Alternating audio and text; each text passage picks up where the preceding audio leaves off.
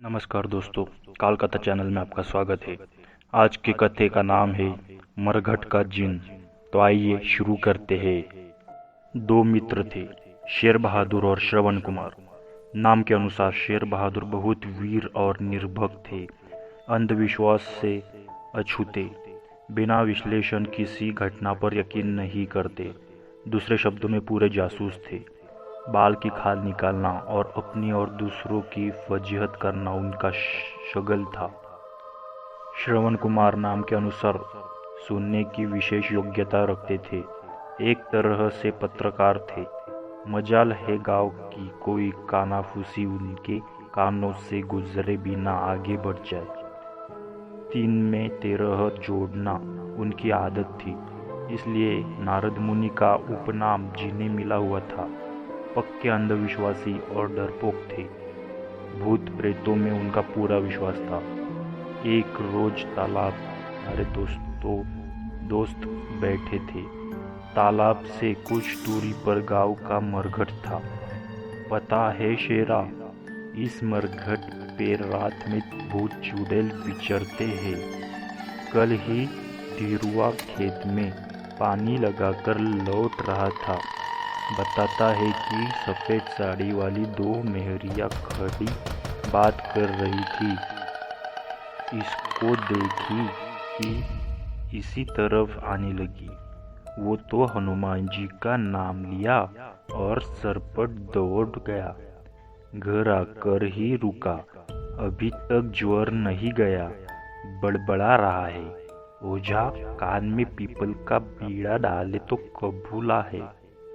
चल, ये सब वहम है, हम साइंस पढ़े हैं, ये सब नहीं मानते। मनोरंजन के लिए मनगढ़ंत कहानियाँ। तू भोला भाला सबकी बातों में आ जाता है, शेर बहादुर बोला। ऐसा है तो अपनी बात साबित कर, श्रवण कुमार ने चुनौती दी। बता क्या करना है। शेर बहादुर जोश में आ गया। खूंटा गाड़ना है, रात को मरघट के पुराने पीपल के नीचे, और तू बिल्कुल अकेला जाएगा। मंजूर, पर क्या तू नहीं आएगा?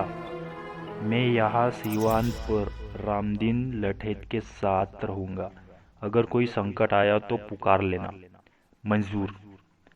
देखना मैं सही साबित होऊंगा, उसने सीना फुलाते हुए कहा। शर्त के मुताबिक अर्धरात्रि को वो तीनों सीवान पहुंचे। शेर बहादुर हथौड़ा और खूंटा लिए मरघट की तरफ बढ़ा। काली रात थी, आसमान में चमगादड़ रेंग रही थी और उनके उड़ने से प्रेतों की आकृति प्रतीत होती थी। सियार हुआ के गीत से शिकार का स्वागत कर रहे थे। एक ढीठ काला कुत्ता मरघट के पास कुछ खोद रहा था।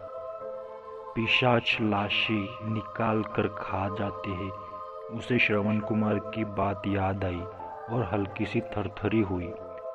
नहीं, ये सब वहम है, उसने खुद को समझाया और सांस संभालकर पीपल के नीचे आ गया। ठक ठक ठक ठक, ये गड़ा खूंटा। उन्होंने माथे का पसीना पोंछा, हथौड़ा एक तरफ फेंका और विजय सूचना में टार्च को जलाए बुझाए हथौड़ा उठाकर चलने को हुए कि अरे मेरी धोती, छोड़, कौन है? तभी हवा का तेज झोंका आया। पीपल की पत्तियां सरसराने लगी। उस पर रहने वाले कुछ परिंदे चीख उठे। पीछे मुड़कर देखने की हिम्मत उन्हें नहीं हुई।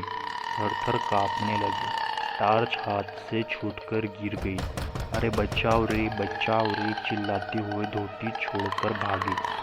बिना धोती के रामदीन को भागता चिल्लाता देख श्रवण कुमार रामदीन से बोला, मरघट का कोई जिन दौड़ा आ रहा है, भाग लो। पूरा गांव जिन्न की दहशत से जाग उठा, पर रात को किस में था कि जिन का सामना करे। सुबह सारा गांव लेकर श्रवण कुमार शेर बहादुर के घर पे इकट्ठा हो जाते हैं। कैसा था हो? क्या बड़े बड़े नाखून दांत थे? श्रवण कुमार ने पूछा। हम नहीं देखे, उसने धोती पकड़ी और हम छोड़कर भाग गए। भैया मरघट पे तो एक सफेद धोती वाली दिख रही थी। तालाब पर निपटने गए तो देखा था, एक ग्रामीण बोला। शेर बहादुर और कुछ लोग पीपल के नीचे पहुंचे। कुत्ते धोती को फाड़कर इधर उधर टुकड़े लेकर भाग रहे थे। तभी सबकी नजर एक बड़े टुकड़े पर गई। उसका एक छोर खूंटे से दबा पड़ा था। टार्च भी वही पड़ी थी।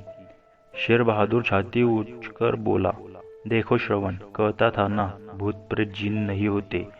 सभी मुंह दबाकर हंसने लगे और शेर बहादुर अपनी मूंछों को मरोड़ने लगा। दोस्तों, ऐसे ही कथाएं अगर आपको फ्यूचर में भी चाहिए होगी तो कृपया चैनल को लाइक शेयर